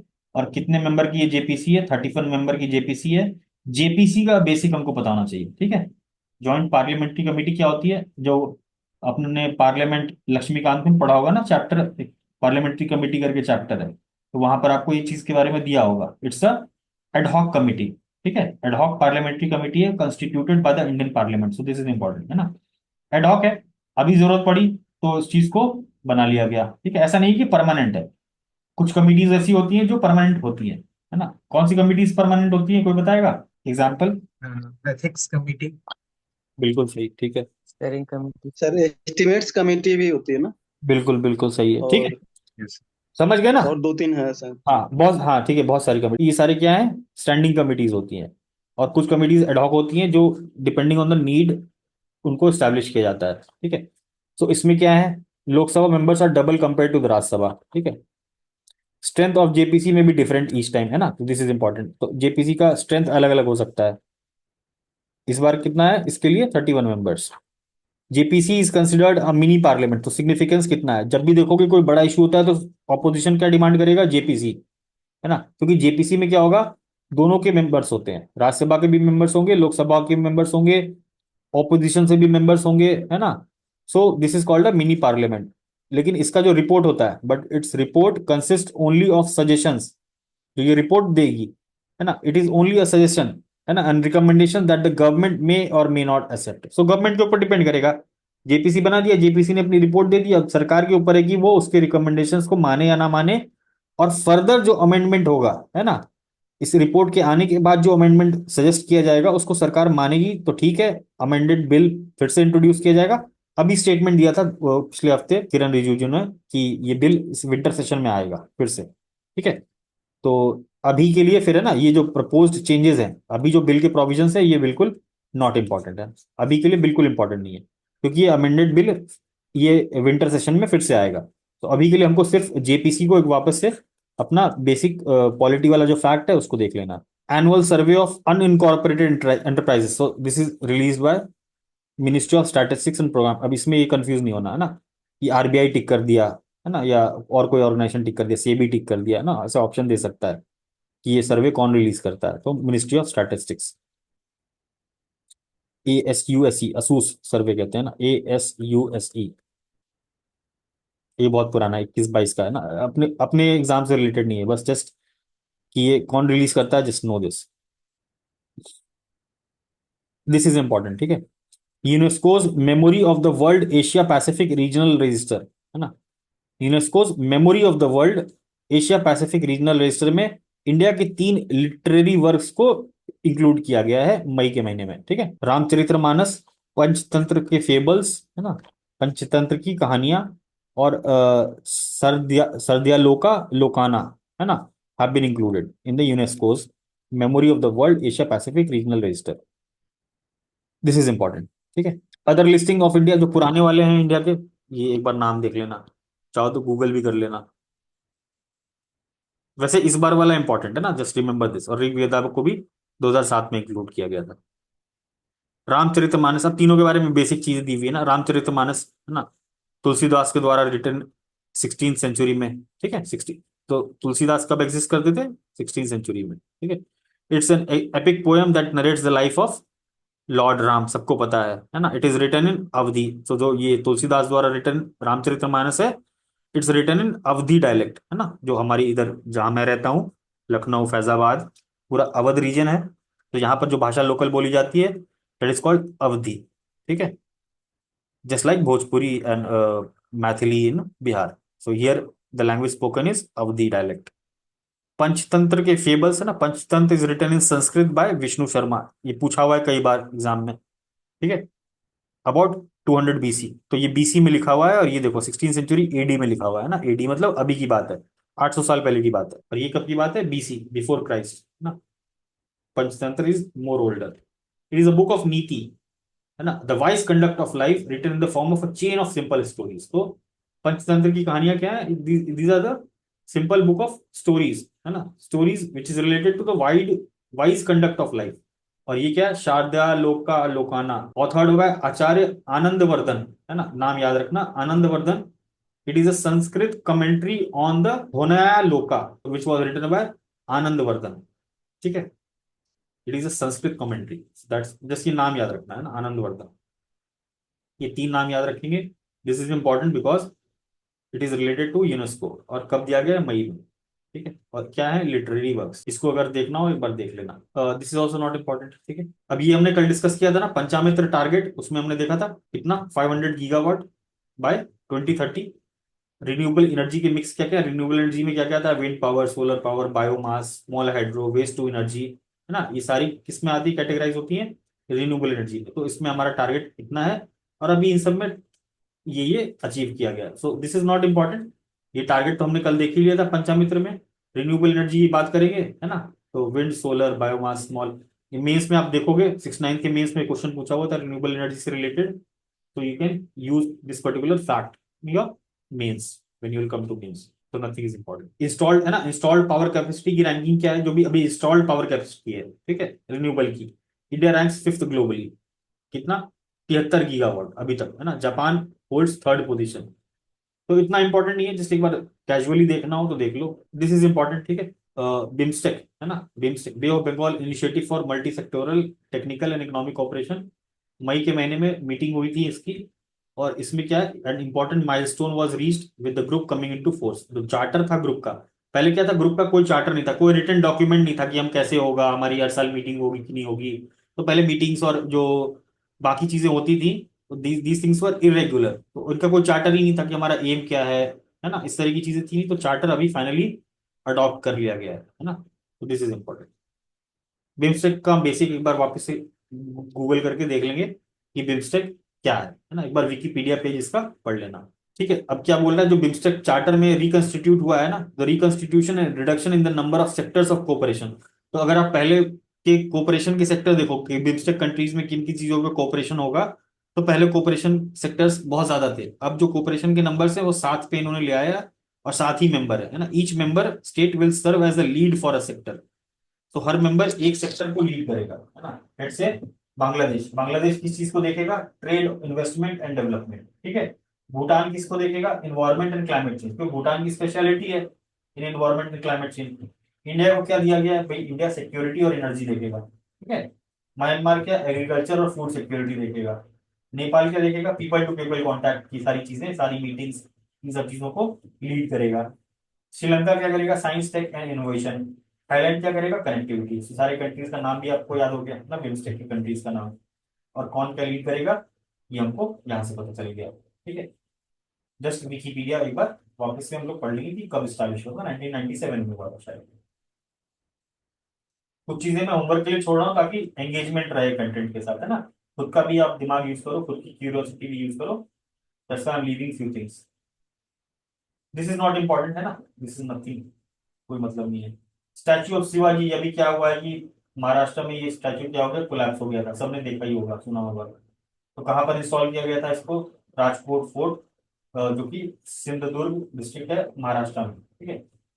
बाकी ये पुराने जो भी स्टैच्यूज हैं उनका लिस्ट एक बना के दे दिया है, कैजुअली देख लेना कहाँ पर क्या है। ठीक है।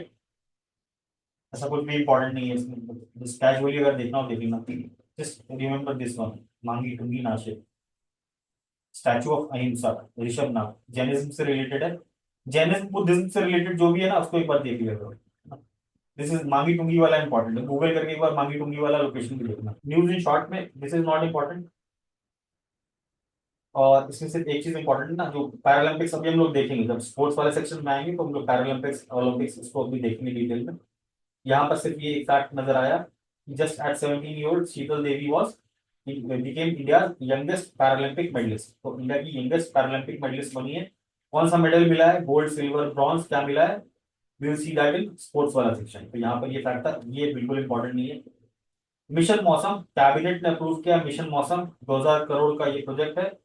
मिनिस्ट्री ऑफ अर्थ साइंसेस से रिलेटेड है, बिल्कुल याद रखना है ना, मिनिस्ट्री ऑफ अर्थ साइंसेस, है ना। 2000 करोड़ भी याद रखना। और it is a multifaceted and transformative initiative to boost India's weather and climate related science research and services. Just remember, it's related to weather and climate related services. ठीक है। Mission मौसम, पृथ्वी विज्ञान स्कीम एक चीज बताई थी हमने, हमने पढ़ी थी ना, पृथ्वी विज्ञान scheme, this is also important.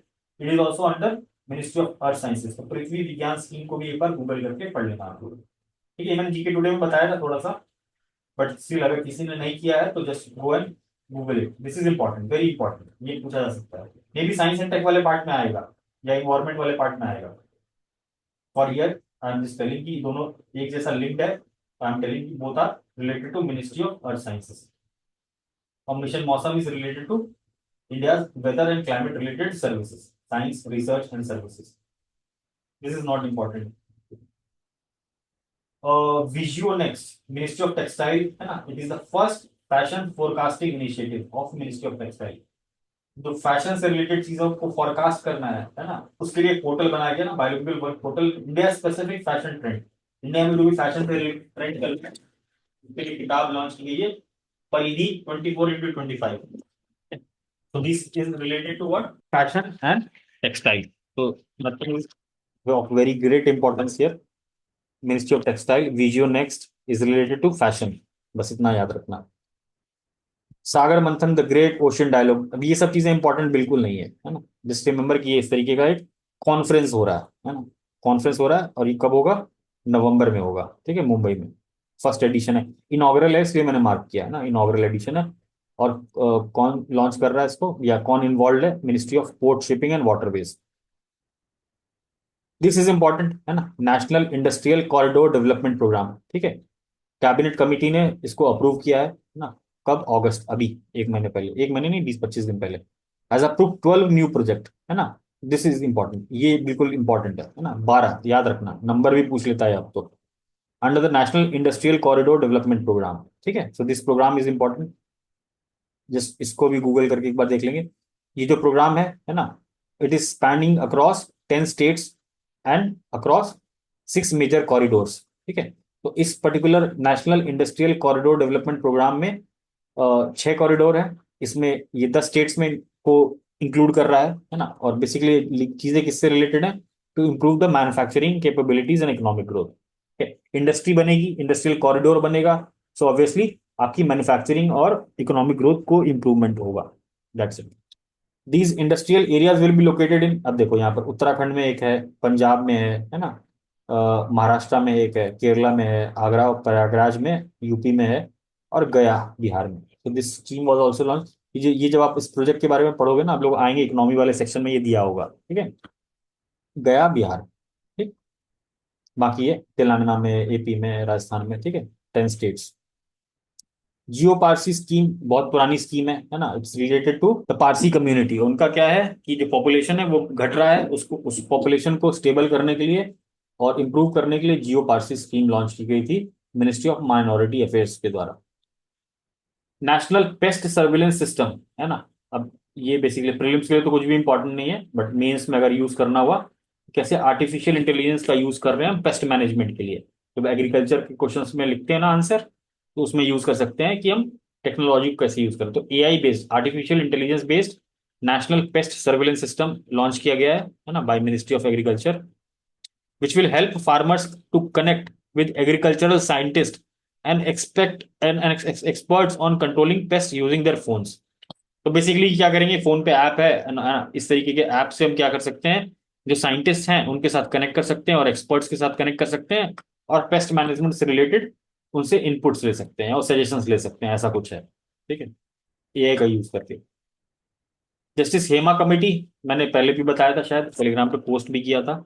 ठीक है, justice Hema committee, it was related to what? High profile incident of sexual assault in 2017 में मलयालम फिल्म इंडस्ट्री में कुछ सेक्सुअल असॉल्ट्स हुए थे, हाँ, जेंडर रिलेटेड इश्यूज हुए थे।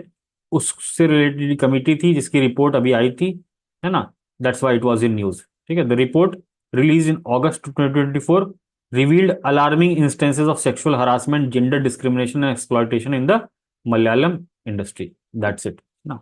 जन पोषण केंद्रास, ठीक है, तो जन पोषण केंद्रास, तो ministry of consumer affairs, food and public distribution और ने क्या किया, पायलट प्रोजेक्ट लॉन्च किया for the transformation of 60 fair price shop. जो राशन की दुकानें होती है ना, जहां से राशन मिलता है, उसमें क्या कर रहे हैं ये लोग, पायलट प्रोजेक्ट लॉन्च किया है टू ट्रांसफॉर्म दिस इनटू जन पोषण केंद्र। ठीक है, बाकी इसमें कुछ भी ऐसा इंपॉर्टेंट नहीं है, कुछ भी इंपॉर्टेंट नहीं है एक्चुअली, प्रीलिम्स के लिए कुछ भी इंपॉर्टेंट नहीं है। जस्ट ऐसे these things are important with respect to food security, nutritional security. So in case you have curiosity, you can see, otherwise nothing is important. शिक्षा सप्ताह, मिनिस्ट्री ऑफ एजुकेशन क्या कर रही है, चौथी एनिवर्सरी को सेलिब्रेट कर रही है ना, of launching of new education policy. So new education policy was launched in 2020। अब इसमें क्या है, the according to the release seven schools nationwide are focusing on enhancing community involvement in education, community involvement in education through the Vidyanjali, है ना, and तिथि भोजन initiative. अब ये 2 इनिशिएटिव्स है ना, विद्यांजलि और तिथि भोज। विद्यांजलि तो काफी पुराना इनिशिएटिव है ना, यूपीएससी में भी पूछा जा चुका है ये 2015 या 16 में। तो have just Google and read about these 2 things, है ना, कि ये दोनों क्या है।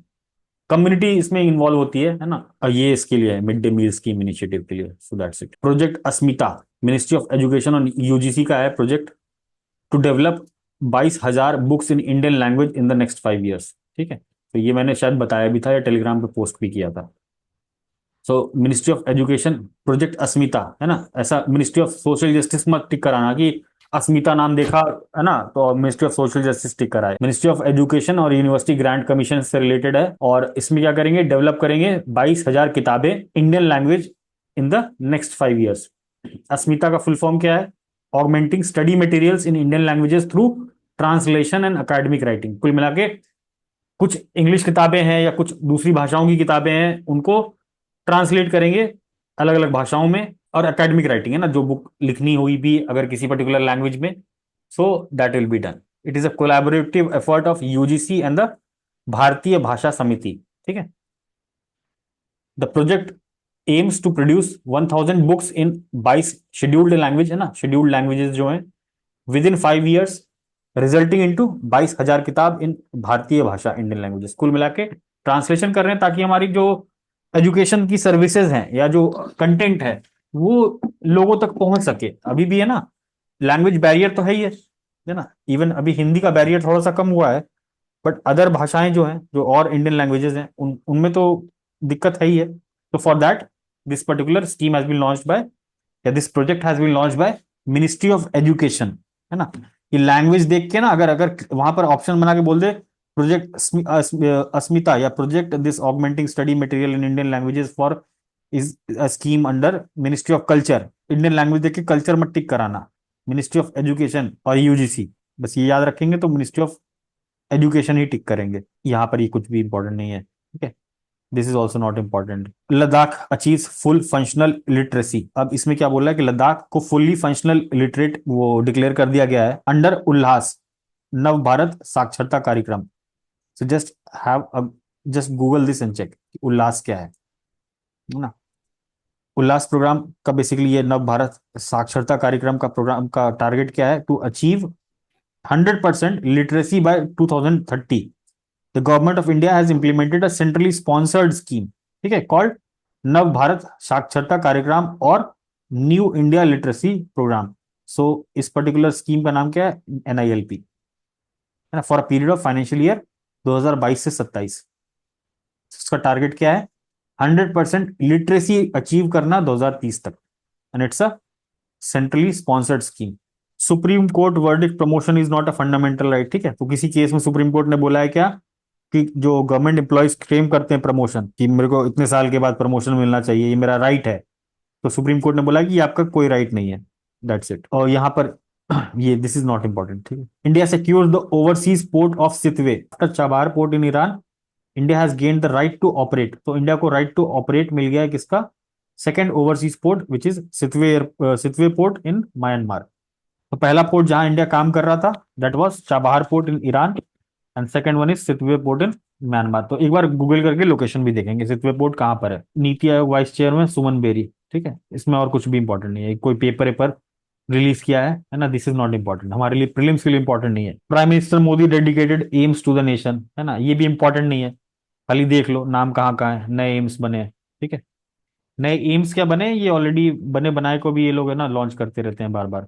रायबरेली में तो ऑलरेडी वर्किंग है, तो इसमें नया क्या लॉन्च किया मेरे तो समझ में नहीं आया। This is important, NITI Aayog grow initiative. NITI Aayog का ये स्कीम है या ये पोर्टल है या ये रिपोर्ट है, जो भी कह लो इसको ना, इनिशिएटिव है।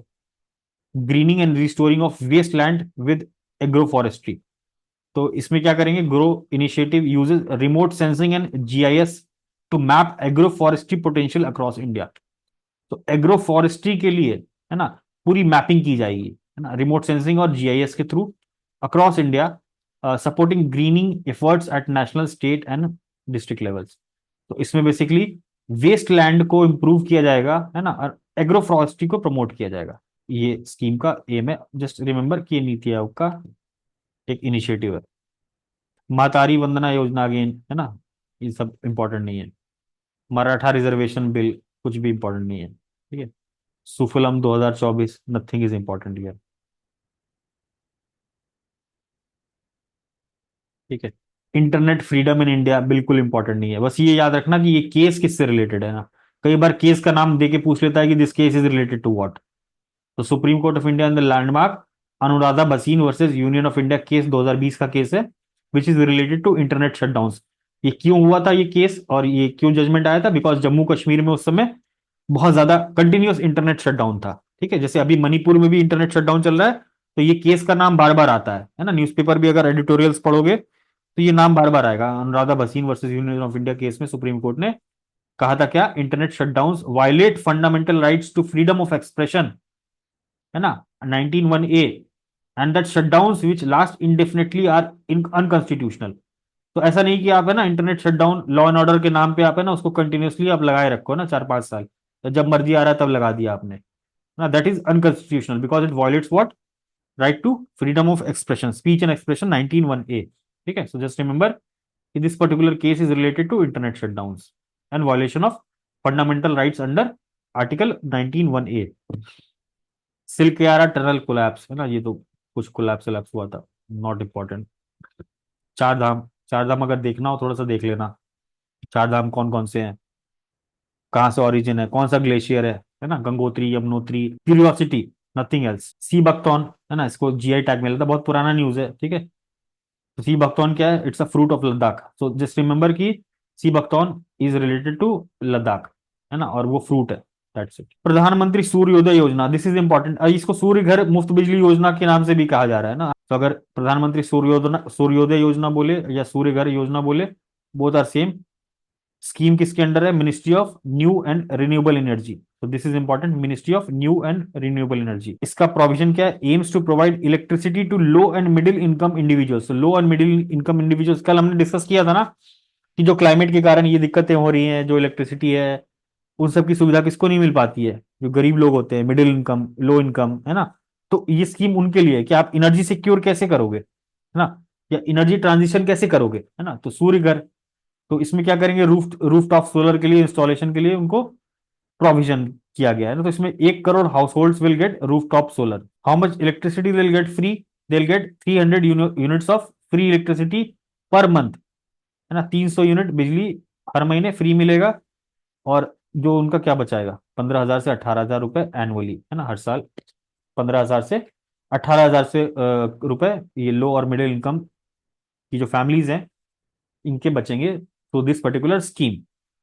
और स्कीम में क्या है कि अब रूफटॉप में सोलर इंस्टॉल कर लिया, ठीक है, अब जो इलेक्ट्रिसिटी वहां से जनरेट होगी सोलर, अब वो आप यूज कर पाओ तो ठीक है, 300 यूनिट यूज कर पाओ तो ठीक है, वरना आपके जो स्मार्ट मीटर्स लगे होंगे घर के बाहर, जो स्मार्ट मीटर्स लगे होते हैं, जो स्मार्ट मीटरिंग वाला क्वेश्चन लास्ट ईयर भी आया था ना प्रीलिम्स में, तो स्मार्ट मीटर लगे होंगे, तो वो जो वहां पर से जो आपका इलेक्ट्रिसिटी फ्लो होगा, जो सोलर इलेक्ट्रिसिटी प्रोड्यूस हो रहा है आपके रूफटॉप सोलर में, वहां से उसका डेटा आपके स्मार्ट मीटर में होता है। और स्मार्ट मीटर किससे कनेक्ट होता है, ग्रिड से कनेक्ट होता है थ्रू वायर्स। सो आप उससे क्या कर सकते हो, अगर आपने यूज किया 300 यूनिट, ठीक है, अगर आपने 100 ही यूनिट यूज किया किसी महीने में, तो वो 200 यूनिट या जो जितना भी प्रोडक्शन हो रहा है आपके रूफटॉप सोलर से, that will give you additional income, है ना। वो जो सरप्लस इलेक्ट्रिसिटी जनरेट होगी वो वापस से उस ग्रिड में चली जाएगी, ठीक है, और वो दूसरे लोगों को सप्लाई हो जाएगी। सो this is the benefit of this particular scheme, कि आपको उसका एडिशनल इनकम भी मिलेगा। तो दिस इज अबाउट प्रधानमंत्री सूर्योदय योजना, सूर्य घर मुफ्त बिजली योजना भी कहा जा रहा है इसको। Vaibhav fellowship, it is related to department of space and technology, ये भी पुरानी स्कीम है, ठीक है, इसमें कुछ अवार्ड दिया गया है, ऐसा कुछ फेलोशिप ग्रांट की गई है। इसका क्या है, Vaishvik Bharatiya Vaigyanik, Vaibhav is a fellowship program of ministry of science and tech, DST, department of science and tech. This scheme meant to attract Indian origin scientist, तो इंडियन ओरिजिन के साइंटिस्ट हैं based abroad for short term collaboration, short term collaboration is the keyword, है ना। तो वो short term collaborate कर सकते हैं इंडिया में, and for them this particular scheme is there. क्योंकि होता क्या है ना कि बाहर जो साइंटिस्ट चले जाते हैं, जो पढ़े लिखे लोग हैं या जो आईआईटीएंस हैं, वो सब इंडिया में थोड़े ना रहना पसंद करते हैं, वो चले जाते हैं बाहर। तो उनको कैसे अट्रैक्ट किया जाए, है ना, तो थ्रू दिस पर्टिकुलर फेलोशिप उनको पैसे दिए जाएंगे कि भैया आप आइए यहाँ पर प्रोजेक्ट्स आप देखिए, है ना। Would be awarded to outstanding scientist technologist of Indian origin, NRI, है ना, overseas citizen of India, person of Indian origin, PIO, who are engaged in research activities in the respected countries. तो जो बाहर चले गए हैं और वहां रिसर्च और इन सब चीजों से डील कर रहे हैं, for them this is a fellowship, कि आप आइए देश में वापस और कुछ यहाँ पर भी कंट्रीब्यूट करिए। सो पुरानी स्कीम है, I have just explained. One vehicle one FASTag initiative, है ना, this is not important, this is important, है ना। Central university amendment bill pass किया गया था दिसंबर वाले सेशन में पार्लियामेंट में। तो एक सेंट्रल ट्राइबल यूनिवर्सिटी स्टैब्लिश की गई है, जो कहाँ लोकेटेड है, तेलंगाना में, जिसका नाम क्या है, समक्का सरल्ला सेंट्रल ट्राइबल यूनिवर्सिटी। तो हमेशा याद रखना ये कहाँ लोकेटेड है, तेलंगाना में। और this is based on the tribal goddess, ये जो समक्का सरल्ला है ना, this is based on the name of tribal goddess. Then comes Vadnagar. अब ये सब है ना फालतू की चीज है ना। Vadnagar India's oldest living city, कुछ रिसर्च हुई है ना, वहां पर पता चला है कि ये सबसे पुरानी यूनिवर्सिटी, मतलब क्या है, सबसे ओल्डेस्ट लिविंग सिटी है। नथिंग इंपॉर्टेंट, इस तरीके से कुछ भी रिपोर्ट निकाल देते हैं ये लोग। नीतीश डिवाइस हमने ऑलरेडी कवर कर रखा है बिहार करंट अफेयर्स में, जनवरी या फरवरी वाले में। जस्ट वॉच दैट वीडियो, उसमें बहुत डिटेल में समझाया भी है मैंने, ठीक है, तो यहाँ से नहीं कवर कर रहे। सीवीड कल्टीवेशन के लिए ना नेशनल कॉन्फ्रेंस होने वाला है, तो दिस इज कॉन्फ्रेंस कॉन्फ्रेंस कुछ इंपॉर्टेंट नहीं है। जिसको सीवीड नहीं पता कि सीवीड क्या होता है, एक बार गूगल कर लेना ना सीवीड का इंपॉर्टेंस क्या है, ठीक है। सीवीड एक बार गूगल कर लेना कि क्या है। Cares portal, nothing is important. जिसको टेक्निकल टेक्सटाइल नहीं पता है ना, वो भी एक बार गूगल करना टेक्निकल टेक्सटाइल क्या होता है। इस बार के लिए इंपॉर्टेंट नहीं है, बट जस्ट कीवर्ड आ गया, नाम आ गया, तो will have a look on the technical textile कि टेक्निकल टेक्सटाइल होता क्या है। This is important, PM Yashasvi scheme है ना, this is important. PM young achievers scholarship award scheme for vibrant India for other backward classes and others, है ना, इतना लंबा नाम है, सिंपल सा याद रखना है। It is an umbrella scheme for other backward classes, OBCs, EBCs और डीएनटीज, है ना, denotified nomadic and semi nomadic tribes को इनको कहते हैं डीएनटीज। सो जस्ट रिमेंबर कि PM Yashasvi scheme is related to what, it's related to OBC, EBC और DNT, है ना, एससी एसटी नहीं है। जस्ट रिमेंबर दिस, ये तीन कैटेगरीज के लिए ये स्कीम है, और ये अम्ब्रेला स्कीम है। मतलब कल भी मैंने बताया था अम्ब्रेला ये रहा, एक दो तीन, है ना, तीन तीन कैटेगरीज के लिए स्कीम है। सेंट्रल सेक्टर स्कीम है, ये भी याद रखना, ठीक है।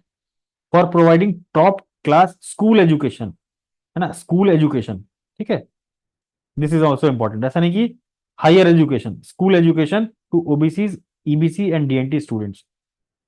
एजेंसी या मिनिस्ट्री कौन सी है, ministry of social justice and empowerment, है ना, ऐसा नहीं कि मिनिस्ट्री ऑफ एजुकेशन टिक कराना, ठीक है। तो दिस इज इंपॉर्टेंट, ये इंपॉर्टेंट है।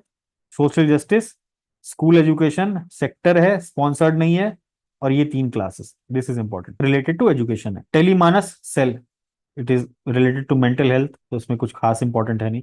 गिलेफू प्रोजेक्ट, है ना, ये पूछा भी गया है कई सारे एग्जाम में, दिसंबर का न्यूज है, तो ये बहुत सारे एग्जाम से पूछा जा चुका है। It's an massive international city, है ना, जिसको गिलेफू प्रोजेक्ट कहा जा रहा है। It's a smart city project kind of thing. जो इंडिया में स्मार्ट सिटी प्रोजेक्ट चल रहा है, वैसे ही भूटान ने क्या किया है, एक स्मार्ट सिटी प्रोजेक्ट लॉन्च किया है जिसका नाम गिलेफू प्रोजेक्ट कहा जा रहा है। और ये कहाँ है, भूटान में, और बॉर्डरिंग असम। तो can anyone tell me, Assam कौन कौन से उससे बॉर्डर करता है, नेपाल से बॉर्डर करता है क्या, सिक्किम से? तो नॉर्थ ईस्ट वाले में थोड़ा सा क्लियर रहना है ना एवरीवन, थोड़ा सा नॉर्थ ईस्ट में देख लेंगे कि कौन सा स्टेट, है ना, किस किस इंटरनेशनल कंट्रीज से बाउंड्री करता है। 370, ठीक है, ये भी दिसंबर का जजमेंट है। तो इसमें भी क्या, Supreme Court unanimously upheld the power of the president to abrogate article 370 in August 2019। तो 2019 में जो 370 एब्रोगेट हुआ था, उससे रिलेटेड केस चल रहा था, तो फाइनली उस केस का कॉन्स्टिट्यूशनल बेंच ने सॉल्यूशन दे दिया और उसको अपहेल्ड कर दिया कि नहीं, जो प्रेसिडेंट ने एब्रोगेट किया है, 370 को हटाया है, वो सही है ना, वो प्रेसिडेंट के पावर के अंडर आता है। दैट्स इट, इसमें प्रीलिम्स से रिलेटेड कुछ भी नहीं है। गरबा डांस, है ना, गरबा डांस को यूनेस्को में, यूनेस्को की intangible cultural heritage site of humanity में इंक्लूड किया गया था, ठीक है। प्रोजेक्ट उद्भव, है ना, ये वैसे तो कुछ भी इंपॉर्टेंट नहीं है, ठीक है। और जीके टुडे में हमने शायद देखा भी था प्रोजेक्ट उद्भव, this is not important. Russia Ukraine conflict, है ना, इसके कंटेक्स्ट में, और सितंबर का न्यूज है 2023, so nothing important. India first green hydrogen blending operation, है ना, ये ऐसी चीजें इंपॉर्टेंट नहीं है, but just if you don't know what is green hydrogen, just Google it कि ग्रीन हाइड्रोजन क्या होता है ना, ये आ सकता है कि ग्रीन हाइड्रोजन क्या है ना। हमने ऑलरेडी डिस्कस किया है ग्रीन हाइड्रोजन के बारे में जीके टुडे में। केरला, अब ये मई 2023 का न्यूज है ना, तो इसका कोई मतलब नहीं है, ठीक है, इसका भी कोई मतलब नहीं है, इसका भी कोई मतलब नहीं है, ठीक है।